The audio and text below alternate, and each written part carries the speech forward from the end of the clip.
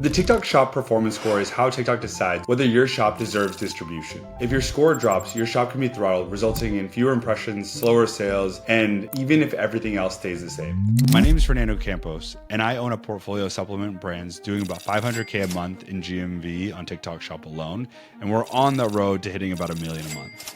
I'm also the co-founder of Hive HQ, the leading TikTok Shop profit and analytics dashboard used by hundreds of TikTok Shop sellers that are generating tens of millions in GMV a month.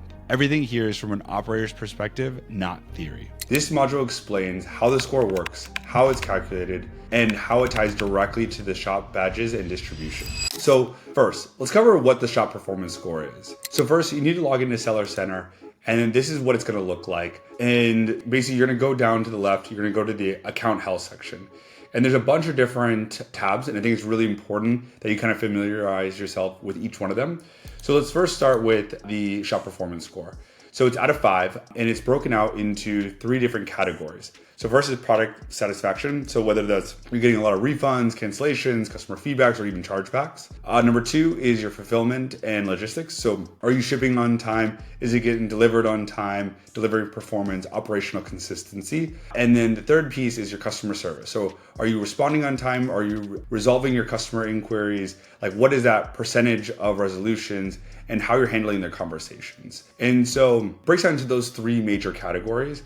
And so you can kind of see as you're scrolling down, like they kind of show you this formula. So this store specifically is at a 4.9, which is great. About 50% is due to your product satisfaction. They're weighting your fulfillment and logistics at 33%, and then the customer service is being weighted at 17%. And so you can kind of see how that works.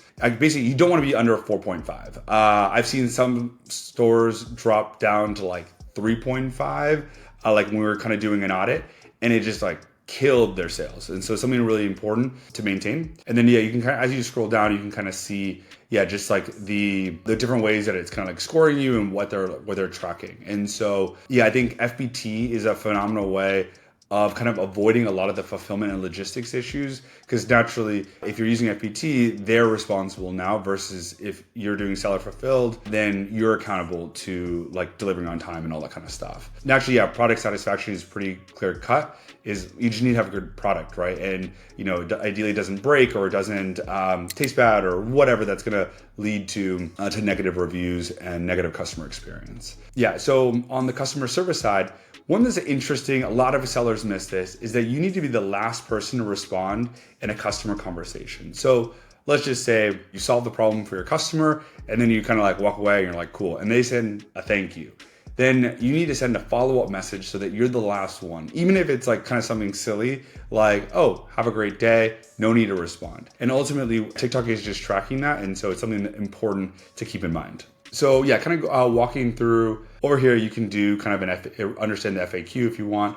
But generally you can kind of see how TikTok has these kind of 3 tiers. So you have the regular seller, which is the far left. Then over time, as you're kind of building up your reputation, you're kind of scoring points, you're getting positive product ratings, all that kind of stuff. Then you can become a silver star seller. And then lastly, again, you can see for this one, it's a gold star seller, which is the highest, which means you're going to get the most impressions. And sometimes they'll show customers this kind of like gold star seller badge. Kind of, if you remember, I forget what they were called, but like in the early eBay days, there was kind of like these like elite seller type of badges. It's kind of the same concept. I think one other thing to really mention is that it's important that you're constantly checking all these tabs, because sometimes you might see something in one tab and not in another.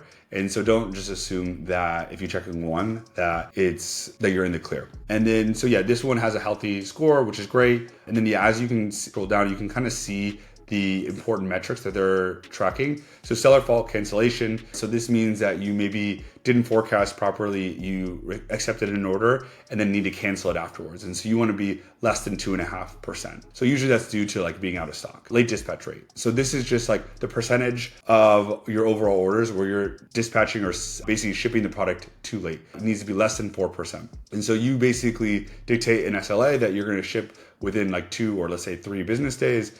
And then ultimately that means that you just need to hit that by providing tracking numbers so that they can confirm that you're meeting the SLA that you kind of prescribed to. Valid tracking. So this is like basically exactly what it sounds like, is that you're providing a valid tracking a certain percentage. And so it needs to be a certain percentage of the orders. So it needs to be over 95%.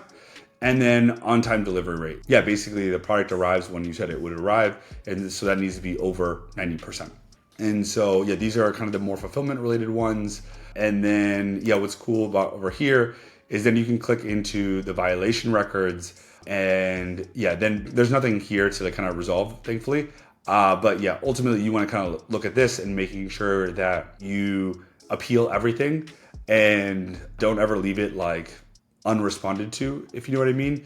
And then what you should also be doing is, if you have an account manager, kind of work with them, making sure that everything's handled. Honestly, TikTok is more chill, I would say, than Amazon typically on this kind of stuff. Yeah, and then also if you're working with a TSP, I would definitely work with their account manager as well, and making sure that these violations are removed and appealed properly so that they're not on your record. Okay, and the last thing that I have to say on this subject is you want to assign one specific person on your team to really own account health. A lot of teams will refer to this as shop ops, but ultimately when I think about this role, they should be reviewing the account health at least weekly, probably twice a week. You want them monitoring all 3 performance categories. And for instance, let's say that you're getting dinged on product satisfaction, then they need to be relaying that to your product development team and ensuring that they're kind of making improvements.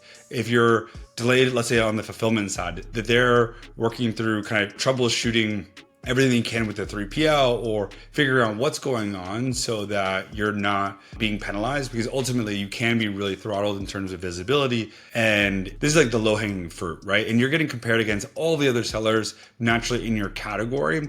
And so you don't want to be behind. This person should also be tracking and resolving all the violations, obviously filing the appeals, working with your account managers. Lastly, this person should either own customer service, or they're working with your customer service team to make sure that they're owning these metrics.